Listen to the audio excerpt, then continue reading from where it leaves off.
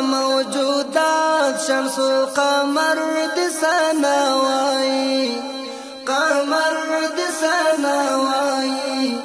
دا غرون او دختون بحر بر د سناوي بحر بر د سناوي سجدي درتا کوي د ټول زما کې اسمانونه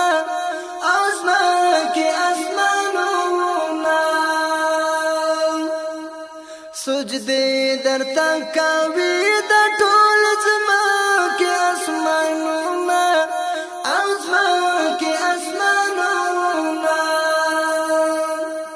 ماما تر خارو لاندې هر محور د سناوي محور د سناوي دا غرون او دختون بحر بر د سناوي بحر بر د سناوي غذا د فرشتو دستا اذکار دی ورځ او شپه کې اذکار دی ورځ او شپه کې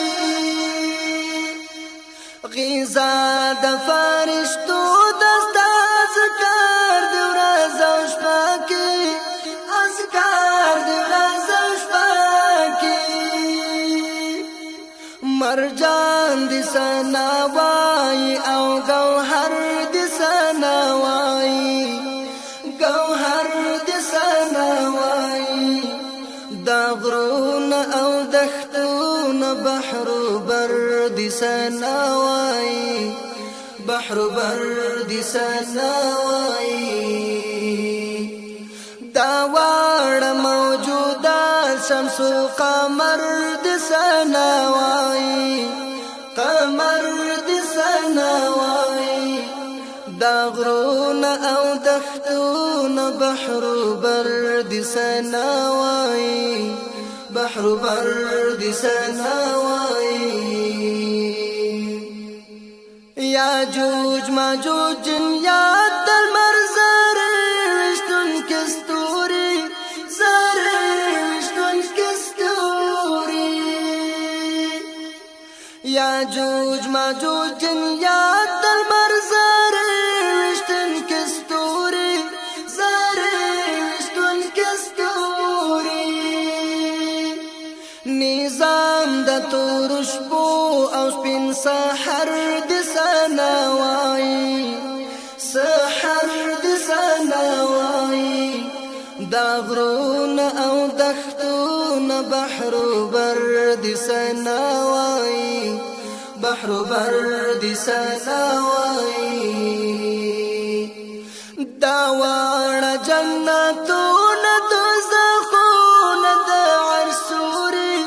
دوزخون د عرسوري دا وړ جنتون دوزخون د عرسوري دوزخون د عرسوري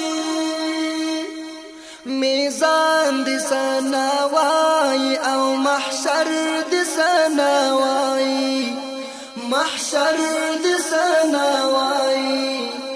دا غرون او دختون بحر بر د سناوي بحر بر د سناوي عجز احمدي او ټول شاهان درځي حضور ته شاهان درځي حضور ته عجز احمدي او ټول شاهان درځي حضور ته شاهان درځي حضور ته سردار د ټول عالم خیر البشر د سناوي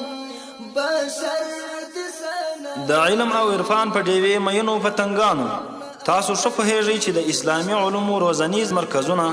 د نړیوالې شیطاني میډیا لخوا د یهودي مغربي شیطاني مکارو لشکرو له لوري تر هر اړخیزې زهرجنې تبلیغاتي اقتصادي او کلتوري یرغلونو لاندې دي. اسلامي تعلیمات تحریفوي علمي مراکز په ترهګریز ویناګانو یادوي، ځوان نسل ګمراه کوي، د ازادۍ او دیموکراسۍ تر شعارونو لاندې یې فحشا ته هڅوي، نو اسلامي امت ته پکار ده چې دا ډول یرغلونو ته په خپلو علمي، اخلاقي، فکري او کلتوري ارزښتونو سره په کلکه دفاع او غاښ ماتونکی ځواب ورکړي.